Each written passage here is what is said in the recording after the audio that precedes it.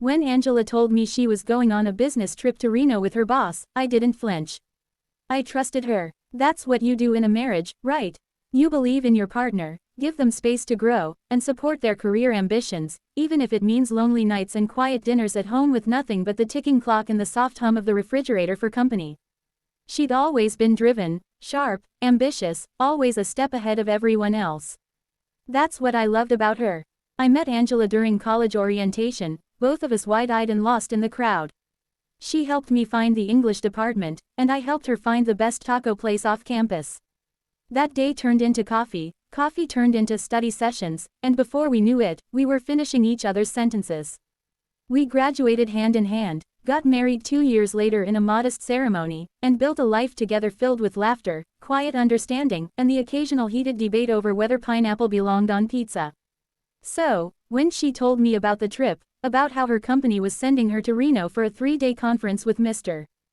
Halvorsen, her regional manager, I smiled and told her to pack her favorite black blazer.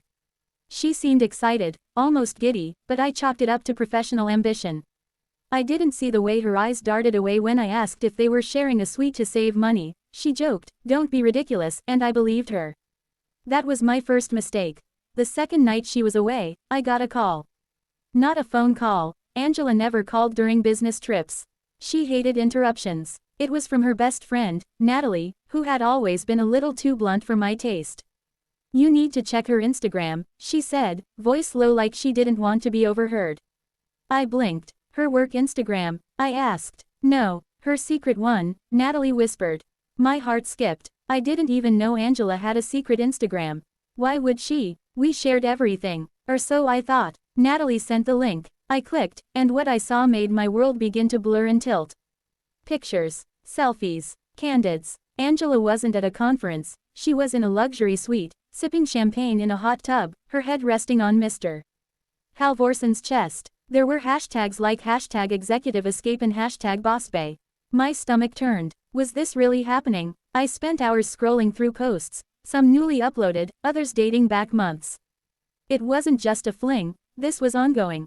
Hidden trips, secret dinners, inside jokes that never included me.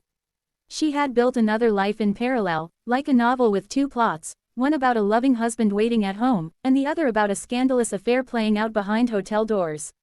I didn't cry. I couldn't. I just stared at the screen, numb, until the sun came up, and even then, I couldn't find the strength to move. About a year later, I was invited to a tech conference, ironically, in Reno. I almost said no, but something inside me said go. Not for revenge, not for closure, but for poetry. I gave a keynote speech on resilience and innovation. It was well received, and afterward, I met a woman named Sophie. She was smart, grounded, and had a laugh that could melt glaciers. We hit it off instantly. Dinner turned into long walks into weekend getaways, and eventually, into a new chapter. Sophie didn't know the old me, the man who had once been called a joke. She knew the version of me that rose from ashes and learned to live again. One evening, as we walked by the Reno riverfront, she turned to me and asked, "Have you ever been here before?" I smiled and said, "Once. In another lifetime," and that was all she needed to know. Angela tried reaching out one last time. An email, long, emotional. She apologized. She said she made a mistake. That she missed the life we had. That Halvorsen had turned out to be manipulative, controlling, and financially unstable. She had lost everything, friends, job offers, and most of all, her sense of self. She asked if we could meet. Just to talk, she wrote. I stared at the email for hours. Then I deleted it, not because I hated her, but because I loved myself more now. I had built something from the rubble, a new identity, a new life, one not rooted in pain or revenge, but in growth. She didn't deserve a second chance. Not after scorning the first with such arrogance. And besides, the man she left behind no longer existed. One evening, I got an unexpected message from Natalie, Angela's old best friend. I saw your keynote video. You crushed it. Angela saw it too. She cried. I didn't reply. I didn't feel the need to. I didn't want to know what she felt anymore. That part of my life had ended, and it ended the moment she called me a joke. It was the last gift she gave me, even if she didn't realize it, the push I needed to rise, to prove that I was never the joke. I had been the foundation, the steady hand, the quiet strength, And now, I was the storm that rebuilt from the wreckage. People always say time heals, but I believe it's choices that heal. I chose to rebuild, I chose to grow, and I chose to laugh, not out of bitterness, but because life, when lived fully, is funny in its own poetic way. Now, whenever someone asks me about my past, I don't flinch.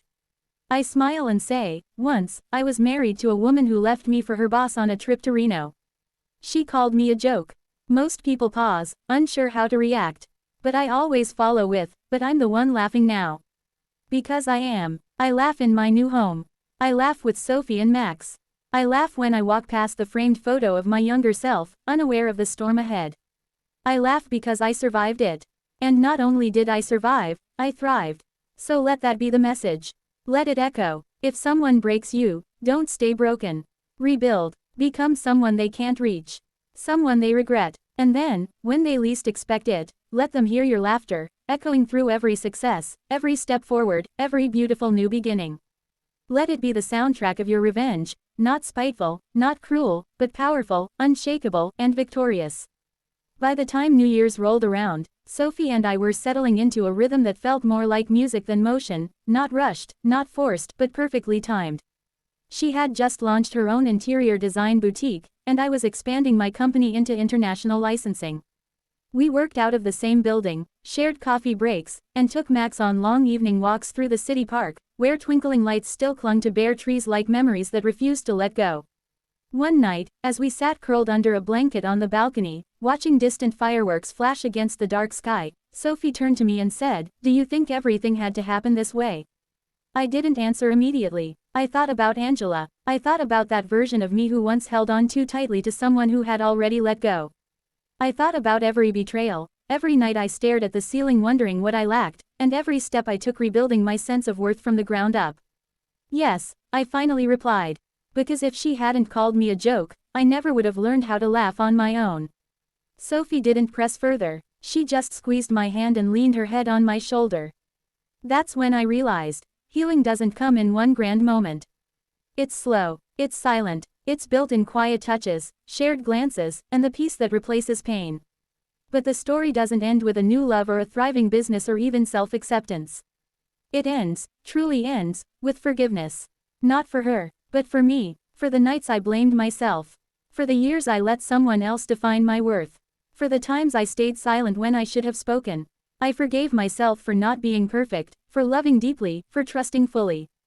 Because those weren't weaknesses. They were strengths, the kind most people never learn to carry. I thought about that moment in Reno when Angela had looked at me with disgust and said, "You're a joke."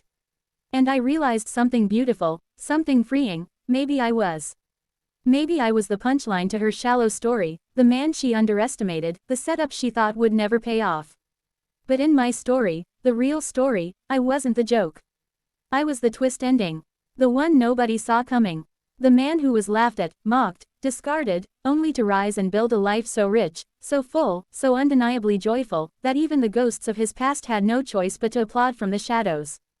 That night, as Sophie drifted to sleep beside me and Max curled at our feet, I whispered into the still air, "Thank you, Angela." Not because she broke me, but because she made me rebuild. And in that rebuilding, I found the version of myself I was always meant to be. Months passed, and I hardly thought of Angela anymore, not out of bitterness, but because my life had expanded so far beyond the shell I once lived in. But fate has a funny way of offering you one final encore when you least expect it. It was a chilly October afternoon when I received an invitation to speak at a leadership summit hosted in our hometown, the same place Angela and I built our first apartment, the same place where she once laughed at my dreams of building something real in the tech world.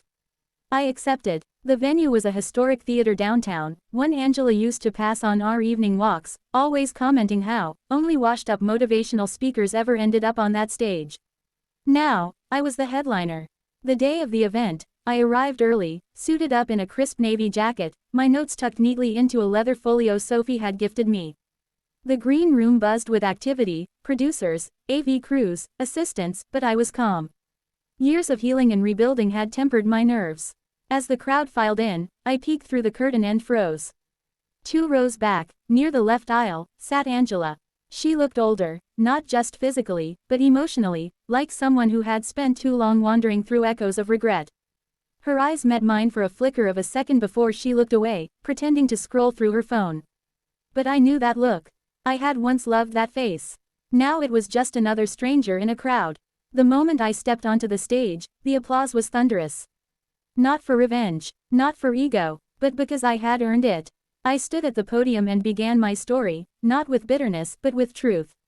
Years ago, I said, someone I loved called me a joke. And for a while, I believed them. I thought maybe I wasn't enough. Maybe I had peaked too soon. But then I realized something powerful, that the punchline of a joke only hurts if you let it. I decided to rewrite mine. The audience was silent, no phones, no whispers, just eyes locked on mine, absorbing every word. I told them about loss, betrayal, and the rebuilding process. I spoke about creating value out of rock bottom, about choosing growth over grief. Every sentence was for someone who had been left behind, someone who'd been called unworthy, someone who needed to hear that the end wasn't the end unless they said it was. I didn't mention Angela by name.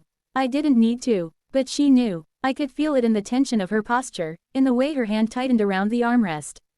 As the speech ended, the audience rose, cheering, and among them, Angela remained seated, head down, clapping slowly, like someone trying to applaud a truth they didn't want to hear.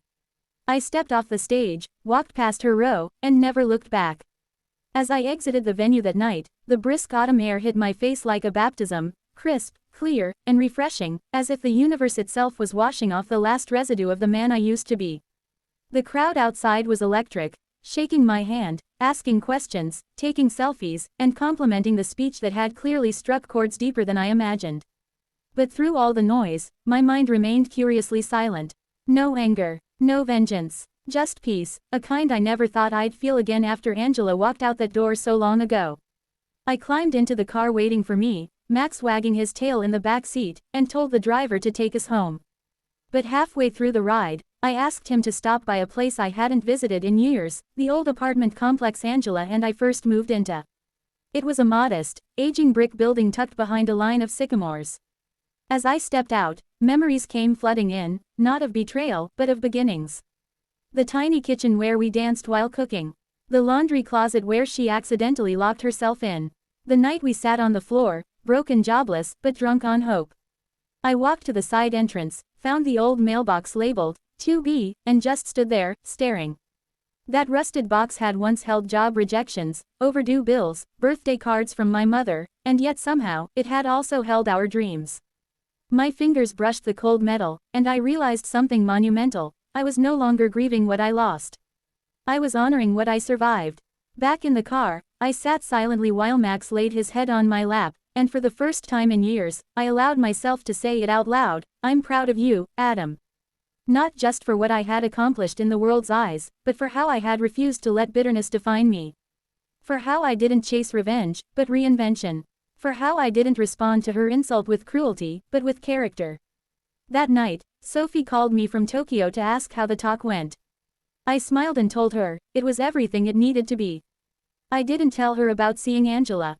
I didn't need to. That chapter had closed without fireworks, without vengeance, and without confrontation.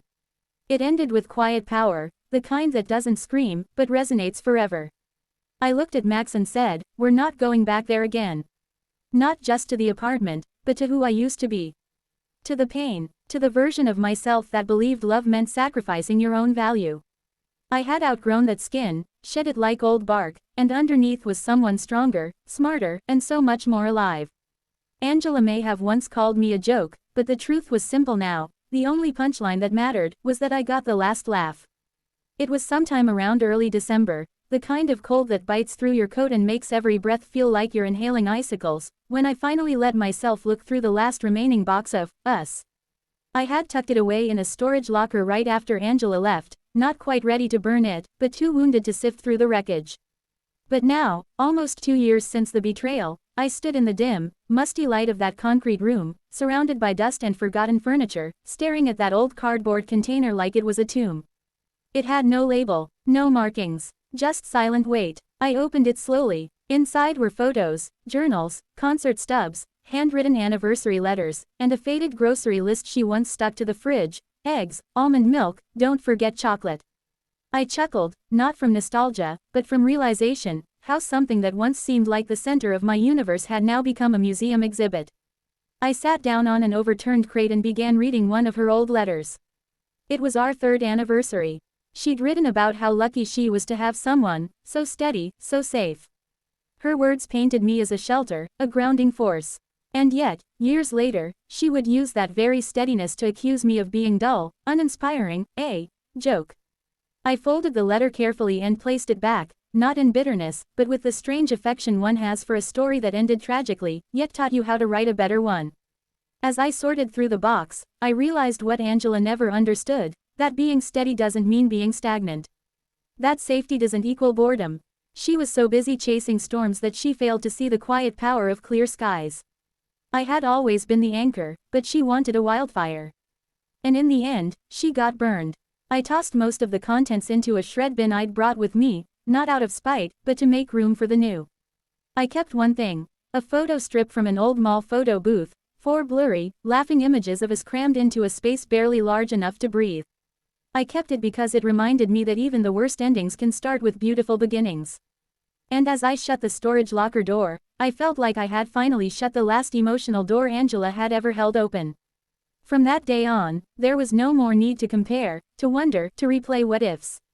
My life wasn't defined by what she walked away from, but by what I walked into after. And that quiet, profound sense of peace, was far more satisfying than any cruel comeback or dramatic revenge could have ever offered.